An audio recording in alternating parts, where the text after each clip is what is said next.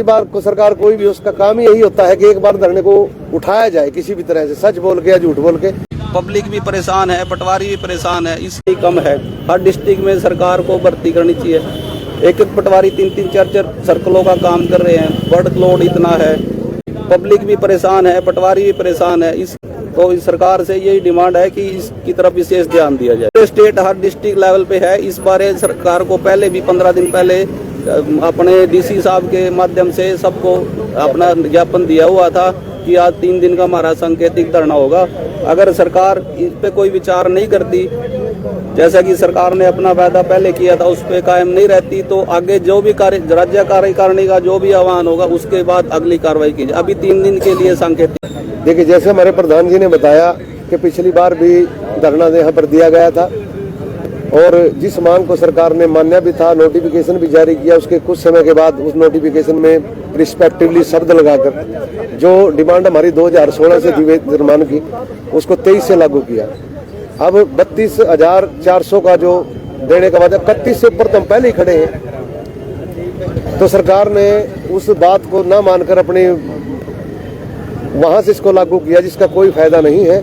और इसीलिए धरना स्थल पर यहाँ पर बैठे हैं और जब तक ये डिमांड पूरी नहीं होती, क्योंकि पहले कहते हैं कि एक बार तो धोखा हो चुका है, तब भी हमने मान लिया था। जब सीएम साहब ने हमारी कार्यकारिणी मिली तो हम यहाँ से चले गए थे, पर इस बार राज्य कार्यकारिणी का आदेश है कि जब तक ये मांग लिखित रूप में और सही रूप में नहीं मानी जाती तब तक ये धरना इसी तरह चलता रहा। हाँ, जब ही हो गया था, नोटिफिकेशन जारी होने के बाद ही हम यहाँ से उठे थे।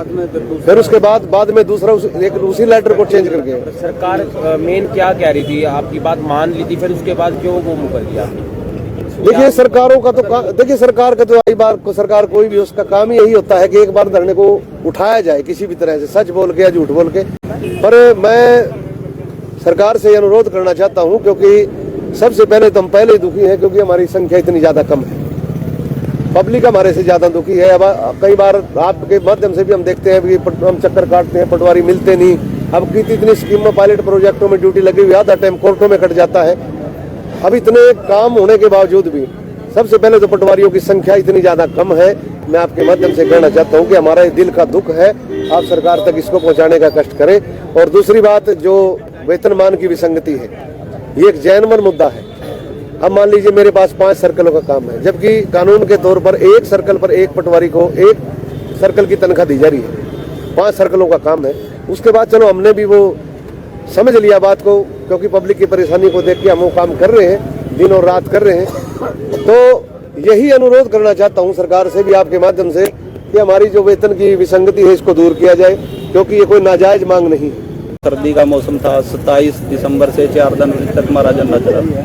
उसमें हमारी डिमांड थी वेतन के बारे में 35,400 की डिमांड थी, जो कि दूसरे हमारे से सक्षम जो कर्मचारी है, आंगनबाड़ी वर्कर, एडी है, जो भी है टेक्नीशियन, वो सेम स्केल ले रहे हैं पहले से। तो हमारी थी भी हमारा वेतन भी उनके बराबर किया जाए। जिस बारे सरकार ने हमारी राज्य कार्यकारिणी को बुलाया जनवरी में, तो उसमें सीएम साहब ने खुद आश्वासन दिया था कि भाई हम बीच का रास्ता को निकालेंगे। और उसके बाद 4 जनवरी को सीएम साहब ने अनाउंस कर दिया भाई आपको हम 35,400 तो नहीं देंगे, लेकिन 32,100 के स्केल पे हम आपको निर्धारित कर देंगे 25,500 की बजाय। उसका नोटिफिकेशन भी जो है 24 जनवरी को सरकार द्वारा जारी हो चुका था। लेकिन उसके बाद पता नहीं क्या सरकार द्वारा किया कि 9 फरवरी को दोबारा एक नोटिफिकेशन, उसी में पर्सपेक्टिवली शब्द लगा के उसको कह दिया भी हम 2016 से नहीं देंगे, 23 से देंगे।